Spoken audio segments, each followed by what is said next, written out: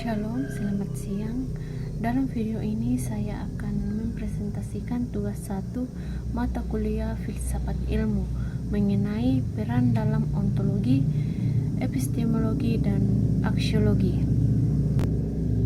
Nama saya Mentari Mase, NIM 859458402, jurusan PGSD. Yang pertama adalah ontologi. Nah, ontologi itu adalah cabang filsafat yang membahas tentang hakikat kebenaran atau realitas. Dalam konteks ontologi, berperan sebagai landasan tanya jawab. Misalnya, apakah mahasiswa itu? Jawabnya, mahasiswa itu adalah orang yang sementara menempuh pendidikan ilmu. Nah, peran utama ontologi ada 3. Pertama, menentukan objek kajian. Yang kedua, menjelaskan hakikat realitas. Dan yang ketiga, menjadi dasar pembeda antar ilmu. Nah, yang pertama, ontologi menetapkan batasan dan jenis hal yang menjadi sasaran penelitian ilmu. Contohnya, dalam fisika, mengkaji objek berupa benda materi dan energi. Nah, yang kedua, dalam sosiologi, mengkaji objek berupa hubungan antara manusia dan fenomena sosial. Yang kedua, ia menjelaskan sifat dasar dari objek yang dikaji, yaitu objek itu bersifat materi atau non-materi, konkret atau abstrak. Nah, yang ketiga, membedakan objek kajian dan pandangan terhadap hakikat realitas, menjadikan satu ilmu berbeda dengan ilmu lainnya.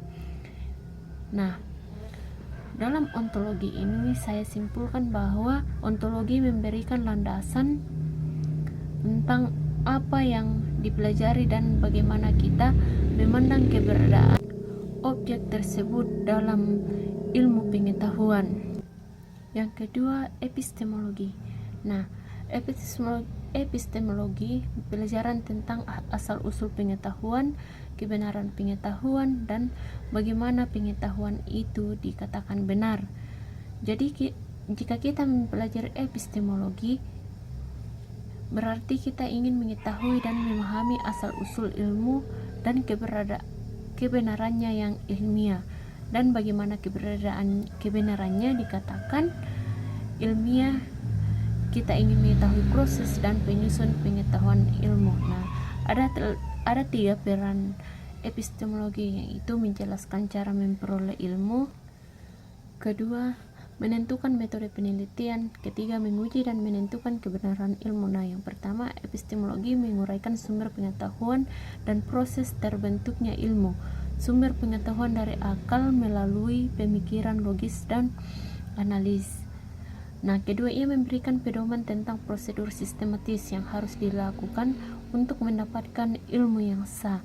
Nah, misalnya melalui observasi, penyusunan hipotesis, atau penyimpulan. Nah, yang ketiga, dalam epistemologi ini kekuatan kebenaran yang asalnya dari pendapat kita sendiri masih sangat lemah jika dibandingkan dengan kebenaran ilmiah yang asalnya dari serangkaian metode atau prosedur ilmiah. Nah, kesimpulan epistemologi ini menjadi pedoman agar ilmu yang kita miliki tidak hanya sekedar dugaan, melainkan sesuatu yang dapat dipertanggungjawabkan kebenarannya. Nah, yang ketiga, aksiologi.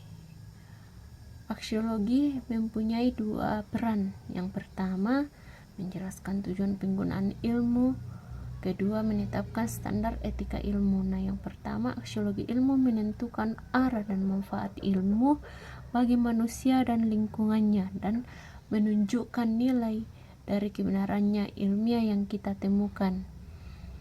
Kita dapat memahami bahwa pengetahuan dan ilmu yang manusia miliki sejak zaman Yunani kuno saat ini dapat berkembang dengan pesat. Nah, yang kedua itu, peran ini sangat penting bagi aksiologi, yaitu menjadi penuntun moral agar ilmu tidak disalahgunakan. Jadi kesimpulan dari aksiologi ini adalah memastikan bahwa ilmu pengetahuan bukan hanya benar secara fakta, dan metode tetap juga bernilai baik dan berguna bagi kehidupan. Demikianlah hasil presentasi saya hari ini. Sekian dan terima kasih.